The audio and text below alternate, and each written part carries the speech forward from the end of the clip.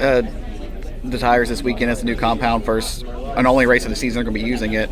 How do you feel like it's going to do, especially here at Dover in July? Yeah, I don't know. Find out in about 30 minutes. I really don't know what to expect. I try not to come into these things with a new compound or something to expect a certain thing, because it's hard to do that.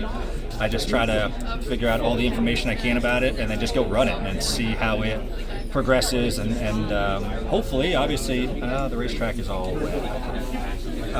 hopefully it lays rubber down, with the heat and the new combination. That's their goal. The goal is to get this place wide. It gets it as wide as you can, and that's always the challenge in this place. And I think that moving it to July is better. You need heat, especially these concrete tracks, to lay rubber down. And so hopefully their goal is achieved this weekend as far as that goes, and you see some multi-lane, 4 or 5 lanes of racing. But I don't go into these things expecting too much, because I'm usually wrong. Let's go. So how are you able to balance just all the time it takes to, travel during the week, especially winning the New England 900, which congratulations, by the way. But being able to do that during the week and then continuing your cup obligations on the playoff bubble, how have you been managing that? I mean, I feel like I've been doing this all my life. You'd get done racing at 11, 12 o'clock at night. You'd sleep for 4, 5, 6 hours, and then you'd run to your next racetrack. So for me, it's no different than if I was racing at Stafford on a Friday night and then I head to Long Island to race Riverhead on Saturday.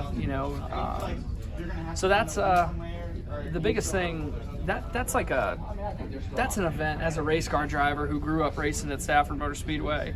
To have the honor to be a part of Cletus's race and the New England 900, that was just that was so fun, because it was packed.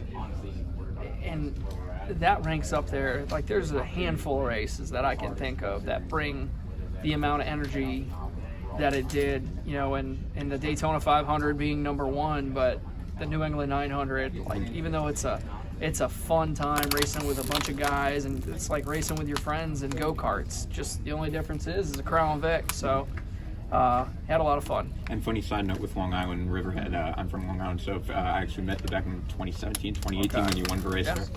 Yep, no, definitely had a lot of fun. What do you think? What's drawing people into? Because that's it's about the entertainment. Yeah, you're racing, but it's also about entertainment. So what's the secret there? That's he's doing so well to pull people in. Well, he's got a hell of a personality. Between him and many of the other guys that I met last night, that I watch them on YouTube as well, because it's very entertaining. So I think it can be lost in the shuffle of everything that we have going on in the competition side. We're here to entertain, and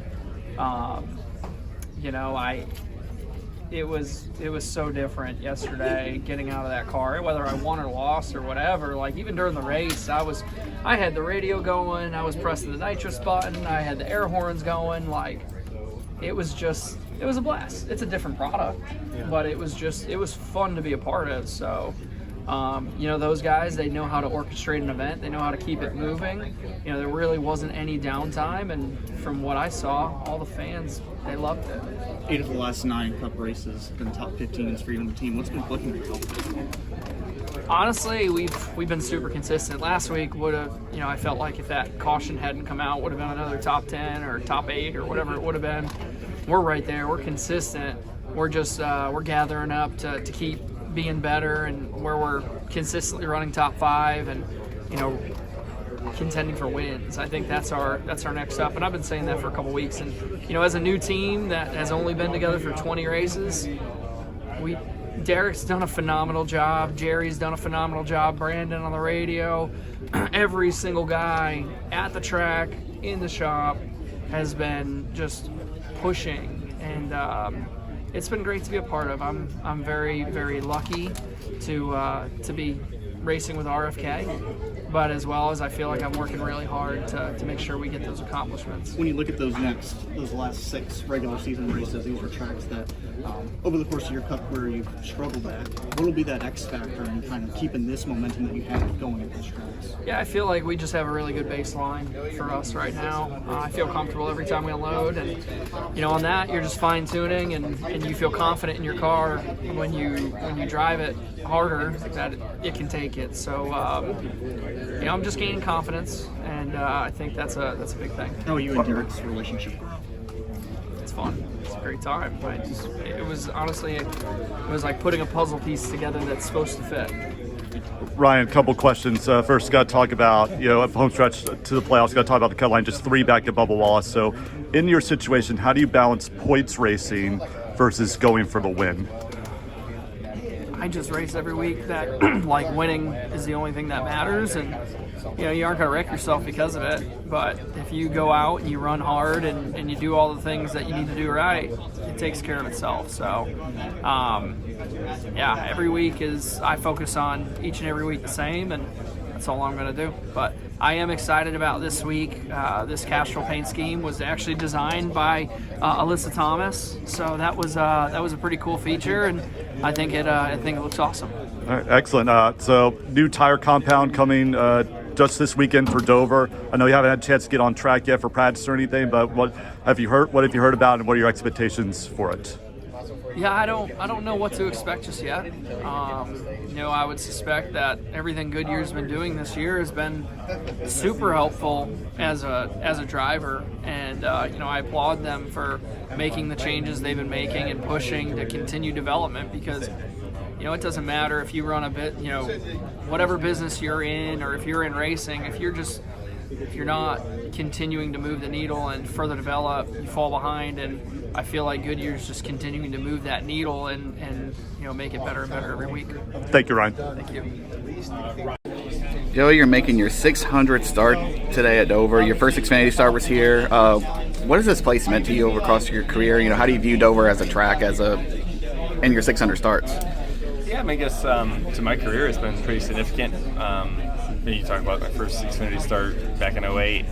So there's a lot of core memories there, and now hitting 600 here is definitely pretty cool. So 300 didn't seem like it was that long ago. So it's definitely a special weekend for those reasons, but the goals are the same, so I guess they're trying to win. And it's sort of like a home track for you as well, being from Connecticut and getting your 600th start here. Is there a little bit, regardless if you win or tomorrow night, is there any kind of celebrations or any kind of family stuff going on for you this weekend? No, I got my family up here with me, but Loudon's usually where the majority of my family always goes to. It's a little closer to home than here in Dover. Not that it's not much different, but it is a little closer. So, that's it. And the new tire compound for this weekend, what do you think that's going to do? Is it going to make a big difference or not? Well, you never know until you get out there. There's a lot of theories that it can go this way or that way. You don't really know until you get out there. There's a lot of times that we've tried to predict that, and usually it's a little different than what we predict. Last one for you on Jimmy Kimmel's weekend. Jelly Roll hosted it. What did he tell you when he came on the stage, whispered in your ear right there? Oh, we were just joking around for a minute. Because I saw him a few weeks before that, and so we were just joking around a little bit, just having fun, lighten the mood a little bit, make sure we enjoyed it, and just saying hey, that's all. All right, thanks. Major channel announcement. Do you love NASCAR coverage? Well, as part of Frontstretch building its platform, we're now offering an option for paid subscribers. For just $3.99 a month, you'll be rewarded with exclusive content you can't find anywhere else.